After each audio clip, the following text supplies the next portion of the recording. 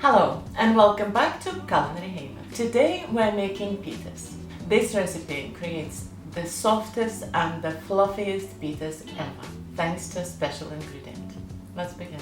To make our pitas, we'll need 200 grams of plain flour, 150 grams of potato, boiled potato.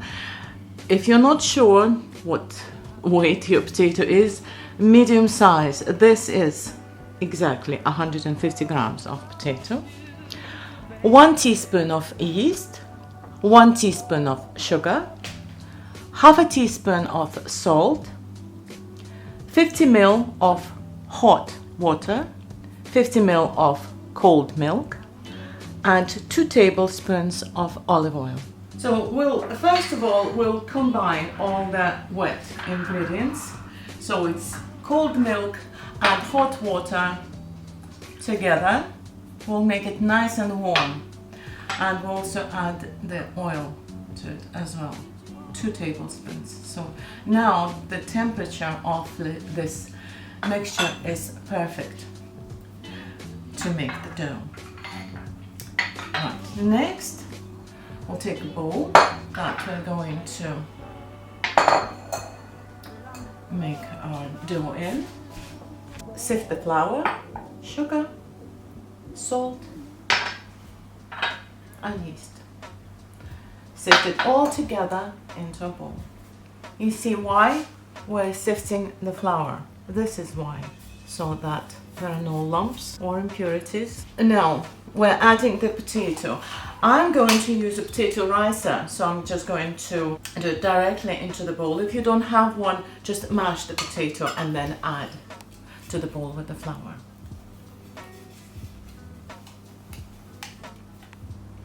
Make sure that it's warm but not too hot. We don't want to kill our yeast. Now we're going to quickly mix the flour with the potato, like so. That looks like breadcrumbs.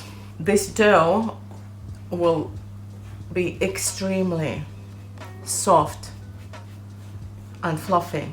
If you remember a few years ago when we made focaccia, we also added the boiled potato to the dough to make it extra soft and fluffy. Now we'll mix it all together, pour in the milk, water and oil. Mix it all together, and when all the dry flour is gone, we're going to transfer it onto the worktop and finish the kneading. This tiny amount of dough will give us 6 regular size pitas. Isn't that amazing? Now, just knead it until you have not this, but soft, smooth and pliable dough, which only takes a couple of minutes. By kneading it like this, after the liquid was added to the flour, we are creating gluten, which we need for the dough to be able to stretch, so we roll out our pitas. They say that slapping the worktop with the dough like that makes it to develop the gluten faster. I don't know if it's true, but sometimes I do that. But it's only been, what, a minute, and you already see the difference, don't you? Now I'm going to sprinkle a little bit, just a tiny bit of flour, and finish the kneading. So with the palm of your hand, you push it and you pull it back, and that's all there is to it. That's how you knead a dough, any dough. So after another minute, the dough is ready. And another indicator of the fact that the dough is ready, when it stops stretching, when it's sort of resisting the stretch. Okay, so that's about it. I can see that the dough is now perfect. It's soft, very little sprinkle of flour, which will not make any difference. It will not do any harm, just to finish it neatly. The dough is soft, it's smooth, and what we're doing now is shaping it into a ball. Nice, tight, tidy ball. Sprinkle it lightly with flour. See? Isn't that gorgeous? And we're going to put it back into the bowl, cover it with a piece of cling film, put it in a warm place to rise until it doubles in volume. Now, the dough has risen. As you can see, it's doubled, even more than doubled in volume. And now we're going to flatten it and divide it into 6 equal pieces. I'm going to flour the surface. At this point onwards, it doesn't matter how much flour you put on the surface or all over the pitas themselves. It doesn't matter, it will not affect them in any way.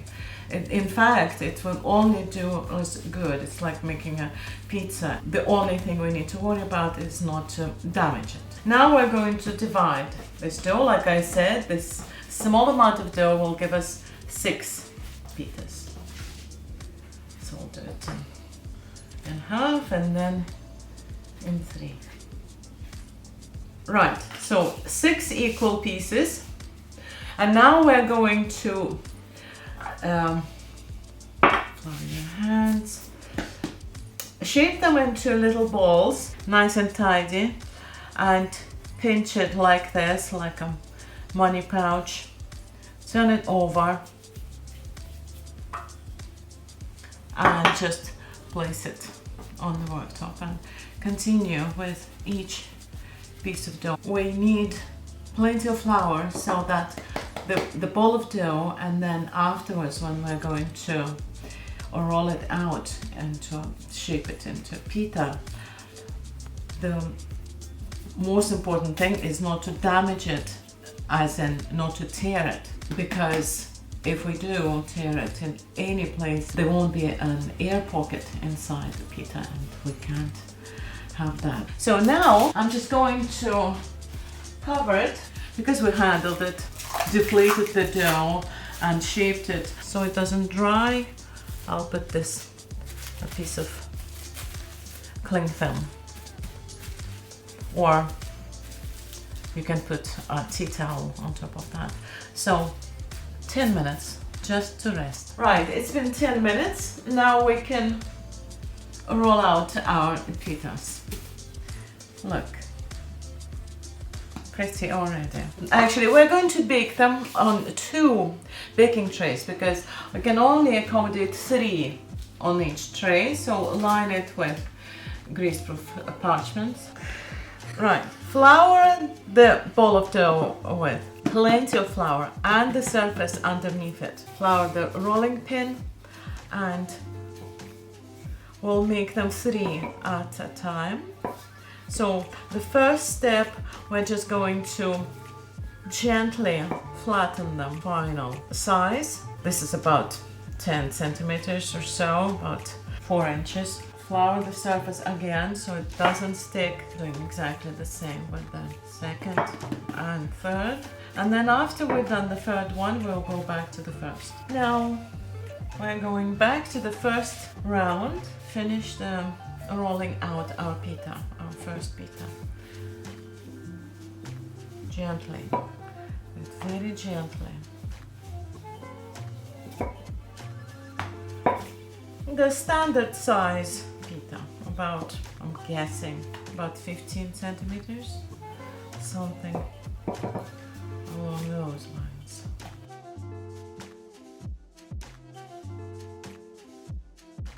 And now we're just going to lift it, the first pita, and put it on this parchment lined tray and continue with the rest.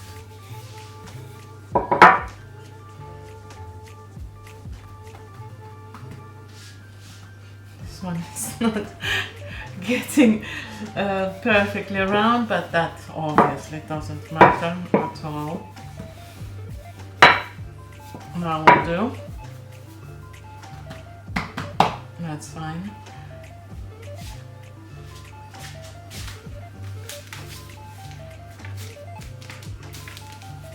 Okay, and the third one.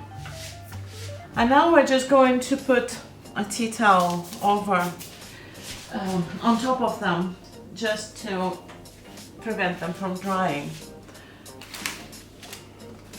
And they're going to sit like this only for as long as we're finishing this, the other three, and then preheat the oven to 190 degrees Celsius. So the oven is hot now.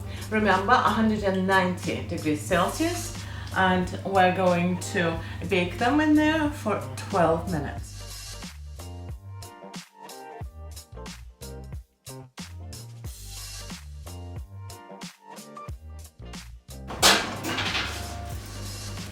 Okay, here we are. Look at them. Look at them. How puffed up they are. Now all we need to do is to let them cool down, and they will go down, and then when we can handle them, we'll cut them in half and see what they look like inside. So that's all 6 are now ready, and the first tray then now cool down, and I can cut them in half and show you what they look like inside. But I think you can guess even before I show you. How is that for a accommodating pita? You can actually put a whole burger or two in each. They're thin, but they're soft. They are not thick or stuck. The whole inside of this pita is completely hollow. Let's try another one just to see if it was a fluke or not. Ta-da!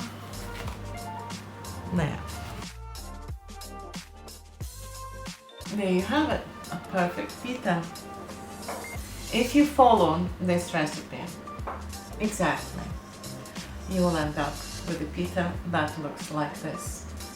Super soft, fluffy, and completely hollow inside. That can accommodate your falafel or your vegetables, cheese, or anything else. Thank you for watching this episode of Culinary Haven, and until next time, bye.